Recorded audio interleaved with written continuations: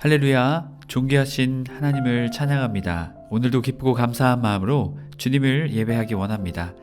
오늘은 10월 30주일 다윗의 인구조사와 하나님의 재앙이라는 말씀으로 은혜의 말씀 나누고자 합니다. 이제 사무엘하의 말씀은 24장 마지막 장으로 들어섰습니다. 21장부터 24장까지 부록의 말씀이라고 말씀을 드렸습니다. 24장의 말씀을 통해서 다윗의 후기, 그의 삶의 왕으로서의 후기의 모습을 우리에게 보여줍니다. 오늘 말씀은 특별히 인구조사에 대한, 또한 그 인구조사에 대한 하나님의 재앙이 나타나고 있습니다. 앞선 오늘의 말씀은 공동체와 개인, 특별히 하나님의 공동체, 하나님의 개인, 그리고 우리가 알고 있는 다윗, 그들의 삶의 흥망성쇠는 하나님께 온전히 달려있음을 이 말씀을 통해 우리에게 말하고자 합니다. 다윗은 사무엘하의 말씀을 통해 놀라운 하나님이 원하시는 왕으로 세워집니다. 하지만 11장부터 20장까지의 모습은 매우 실망적인 모습을 보여주게 되죠. 밧세바를 범한 이후에 하나님의 예언처럼 칼날이 집안에서 떠나지 않는다라는 다윗의 가정을 보게 됩니다. 하지만 후반기에 오늘의 이 말씀을 통해서는 다윗이 조금 더 성숙한 모습을 우리에게 보여주고 있습니다. 1절 말씀, 여호와께서 다시 이스라엘을 향하여 진노하사 그들을 치시려고 다윗을 격동시키사. 여기서 보게 되면 다시 YSF라는 단어를 통해 다시 일어나게 되었다라는 것을 말하죠. 그런데 특별히 이스라엘을 향하여 진노하사라고 말하고 있습니다. 진노는요, 라하로트이라는 단어인데요. 특별히 하나님께서 왜 이스라엘을 향해서 진노하셨는지 이유에 대해서는 오늘 본문은 우리에게 설명해주고 있지 않습니다. 하지만 오늘 인구조사의 원인, 그것은 바로 다윗이 아닌 이스라엘의 백성들에게 그 책임이 있었다라는 것이죠. 이것을 통해서 우리는 무엇을 깨닫게 됩니까? 공동체와 왕, 또한 왕과 공동체, 이 모두는 유기적 관계가 있다라는 것입니다. 결국 하나님께서는 이스라엘을 향하여 진노하셨습니다. 그리고 그들을 치시려고 누구를 격동시키십니까? 다윗을 격동시키십니다.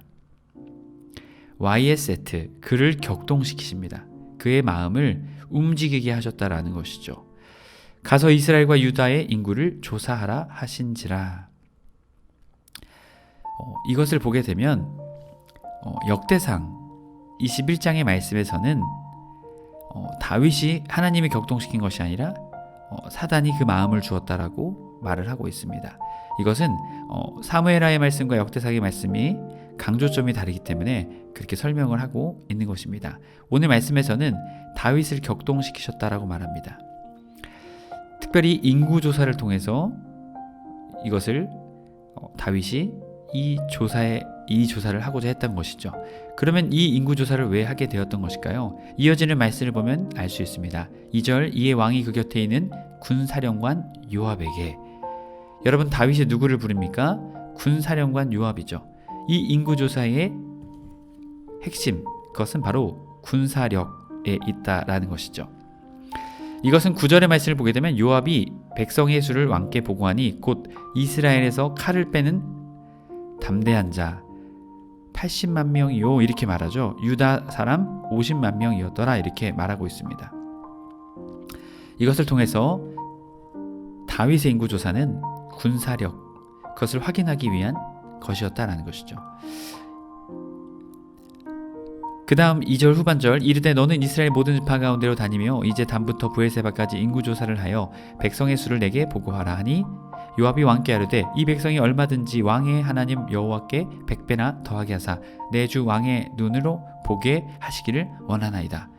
그런데 내 주 왕은 어찌하여 이런 일을 기뻐하시나이까 하되. 여러분, 여기서 지금 요압이 인구조사하는 것이 하나님께서 기뻐하지 않으신다라는 것을 다윗에게 말합니다. 여러분, 이러한 요압의 간청에도 불구하고 다윗은 어떻게 합니까? 4절 말씀을 보면 왕의 명령이 요압과 군대 사령관들을 재촉하는지라 와이의 헤자크 강하게 밀어붙이다, 강하게 하다. 지금 다윗의 이 원함이 강했다라는 것이죠. 요압과 사령관들이 이스라엘 인구 조사를 하려고 왕 앞으로 물러나가 요단을 건너가 갓 골짜기 가운데 성읍 아로엘 오른쪽 야셀 맞은편에 이르러 장막을 치고, 장막을 쳤다라는 것은 이 일을 대대적으로 해야만 했다라는 것이죠. 그들은 길앗에 이르고 다띠모시 땅에 이르고 또 다냐안 땅에 이르러서는 시돈으로 돌아 두로 견고한 성에 이르고 히위 사람과 가나안 사람의 모든 성읍에 이르고 유다 남쪽으로 나와 브엘세바에 이르니라. 지금 요단에서 시작된 이 인구 조사의 발걸음이 북쪽으로 가서 북쪽에서 이제 중부 쪽 그리고 남쪽으로 이어지고 있다라는 것입니다.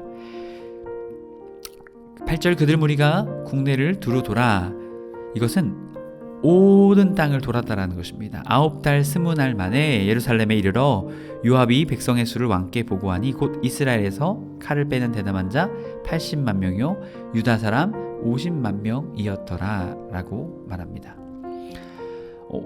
이 사람들을 조사했는데 이 사람들이 지금 뭐예요? 칼을 빼는 자였다라는 것이죠. 특별히 칼을 빼는 자 중에 담대한 자, 이쉬하일, 강한 자라는 뜻입니다. 특별히 역대상 21장 5절의 말씀과는 조금 숫자의 차이가 있습니다. 그래서 많은 학자들은 이것을 여기에서는 칼을 빼는 자뿐만이 아니라 담대한 자, 아마도 예비군이 아니라 정규군을 말하는 것이 아닌가, 이 사무엘 하에서는 그렇게 학자들이 보고 있습니다. 어쨌든 지금 다윗이 군사력을 조사했다라는 것이죠. 여러분, 이것은 무엇일까요? 이스라엘의 군의 힘, 그것은 하나님께 있는 것이 아니라 자신들의 군사력에 있었다. 그것을 확인하고자 했다는 것이죠. 여러분, 왜 확인하고자 했을까요? 이 군사력을 사용할 수도 있었습니다. 하나님이 주신 약속의 땅을 더 넓혀서, 더 나아가서 자신들의 힘으로 군사력을 더 확장시켜 더 땅을 차지하고자 했던 그 마음이 숨겨져 있는지 모릅니다. 여러분, 우리는 기억해야 합니다. 매일 성경 178페이지 2절에서 9절 설명입니다. 다윗은 요압의 반대를 물리치고 인구조사를 강행합니다. 칼을 빼는 자의 수를 센 것을 볼 때 징병과 징세를 위한 조사일 것입니다. 이것은 열방의 왕과 귀족들이 자기 세력을 과시하고 백성을 억압하는 데 사용하는 수단으로 여호와의 구원이 사람의 많고 적음에 달려있지 않음을 부정하는 불신앙입니다. 내게도 여호와의 힘이 부족하다고 생각하여 인간적인 힘을 모으는 데 몰두하는 모습을 없는지 돌아봅시다. 여러분, 맞습니다. 하나님으로는 부족하다. 이것은 불신앙의 모습인 것입니다. 해림의 모든 성도님들이 우리의 삶에 혹시 불신앙의 모습이 있다면 주님 앞에 내려놓는, 또한 주님만을 더욱더 의지하는 우리의 삶이 되길 주님의 이름으로 간절히 축복합니다. 이어지는 10절 이하의 말씀에서는 이 다윗의 범죄함으로 인한 징계가 나타납니다. 10절 다윗이 백성을 조사한 후에 그의 마음에 자책하고 다윗이 여호와께 아뢰되 내가 이 일을 행함으로 큰 죄를 범하였나이다. 여호와여, 이제 간구하옵나니 종의 죄를 사하여 주옵소서. 여기서 이 자책하다라는 말은요, 와이야크라는 말, 양심의 가책이 들었다라는 것이죠. 여러분, 이것은 앞선 밧세바 사건 그 이후의 다윗의 모습과는 다른 모습을 보여줍니다. 선지자가 와서 지적하지 않고 바로 자책했다라는 것이죠. 그만큼 다윗이 믿음이 성숙하여지고 하나님을 향한 그의 마음이 회복되어졌음을 말합니다. 그리고 여호와께 간구하였다라고 말합니다. 그리고 나의 죄를 사하여 달라고 고백하죠. 하벨을 눈을 감아주소서, 나의 죄에 대해서 눈을 감아주소서, 주님의 긍휼을 구하는 것입니다. 이어지는 말씀, 내가 심히 미련하게 행하였나이다 하니라. 여기서 니스칼르띠, 하나님을 신뢰하지 않고 어리석게 사악하게 행동했다라는 것을 고백합니다. 11절 다윗이 아침에 일어날 때에 여호와의 말씀이 다윗의 선견자 된 선지자 갓에게 임하여 이르되, 여기서 아침에 일어날 때라는 표현은요, 아침에 일어나서 일을 했다라는 그 표현이 아닙니다. 왕으로서의 자신의 일, 그 일을 정상적으로 수행했다라는 것이죠. 앞선 밧세바의 범죄 이후에 다윗의 모습은 어떻습니까? 그가 하나님께서 맡겨주신 왕의 직무를 온전히 감당하지 않고 자신이 하고자 하는 일들을 행하는 모습을 보여주죠. 하지만 여기에서는 아침에 일어났다, 왕으로서 정상적인 일을 수행했다라는 것을 말하고 있습니다. 선지자가 그에게 오게 되죠. 12절 가서 다윗에게 말하기를 여호와께서 이와 같이 말씀하시기를 내가 내게 세 가지를 보이노니 너를 위하여 너는 그 중에 하나를 택하라. 여러분, 이것은 참 하나님의 놀라운 은혜입니다. 범죄하였는데 제안을 하고 선택하라. 여러분, 하나님께서는 다윗에게 은혜를 베풀어 주셨다라는 것이죠. 여기서 보게 되면 내가 그것을 내게 행하리라. 왜 하나님께서 그렇게 하시겠다. 은혜를 베풀고 계신 것입니다. 만약 하나님이 은혜를 베푸지 않으셨다면 어떻게 했을까요? 하나님께서 그냥 행하셨겠죠. 하지만 다윗에게 범죄였음에도 그가 마음을 돌이키자 하나님께서는 그의 그 죄를 또한 다시금 돌이킬 수 있는 기회를 주십니다. 여러분, 또 한 가지 기억할 것은 우리가 하나님 앞에 죄를 지면요, 하나님께서는 그 죄로 인한 우리의 목숨을 가져가지 않으십니다. 하지만 그 죄에 대한 책임은 반드시 질 것을 말씀하고 계신 것이죠. 그래서 직접 어떻게 합니까? 징계에 대한 이야기를 하고 계신 것입니다. 여러분, 우리가 하나님 앞에 범죄하면 하나님께서 하나님께 회개하고 우리의 죄를 사함받고 또한 우리는 그 죄에 대한 책임, 징계를 받아야 합니다. 우리는 이것을 간과할 때가 많이 있습니다. 매일 성경 178페이지 10절 13절 말씀 설명 부분입니다. 다윗은 곧 자기를 잘못을 사죄합니다. 하지만 죄의 용서가 징계의 면제를 뜻하지 않습니다. 회개하면 아무 대가 치를 필요 없다는 그릇된 생각은 우리를 형식적 회개로 이끌 뿐입니다. 여러분, 그렇게 우리는 죄의 유혹, 그 앞에서 우리는 마음을 빼앗겨서는 안 될 것입니다. 죄는요, 그 죄에 따른 분명한 징계가 따릅니다. 여러분, 그렇게 여러분의 삶을 더욱더 은혜의 삶, 거룩의 삶으로 세워나가시는 여러분의 삶 되시길 축복합니다.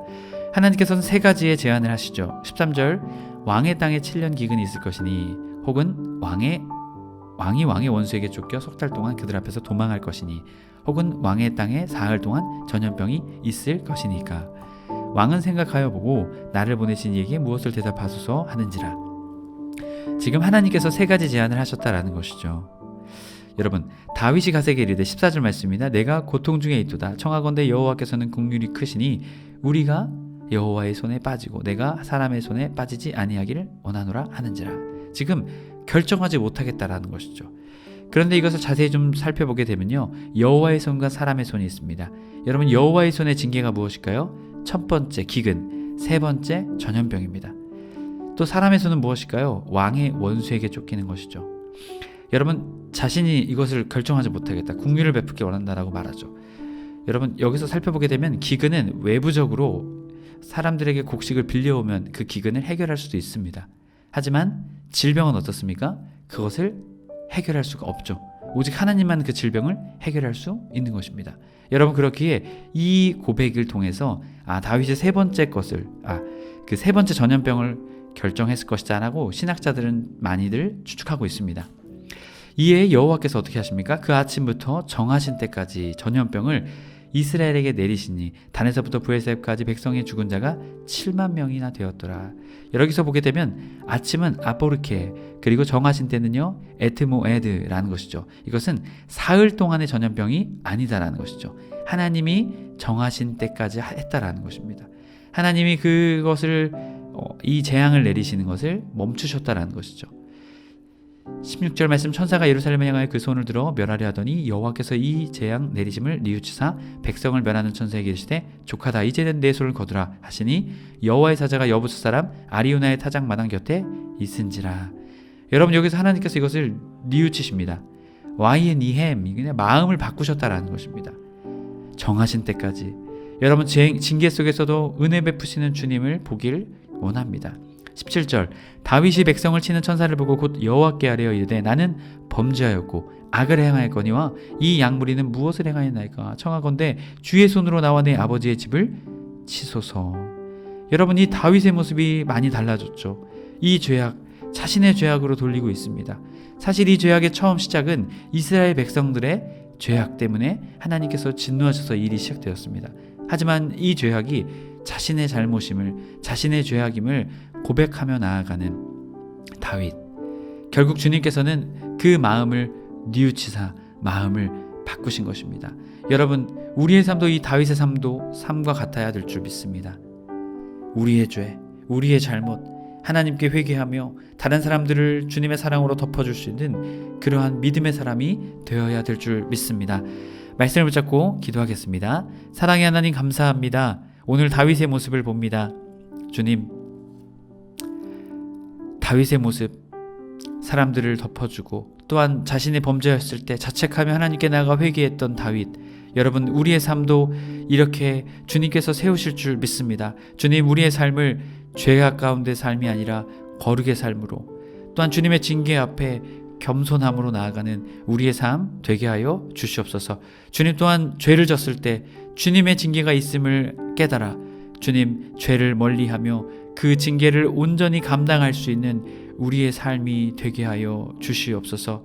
주님, 온전히 오늘도 주님만 의지합니다. 우리 주 예수 그리스도의 이름으로 기도드립니다. 아멘.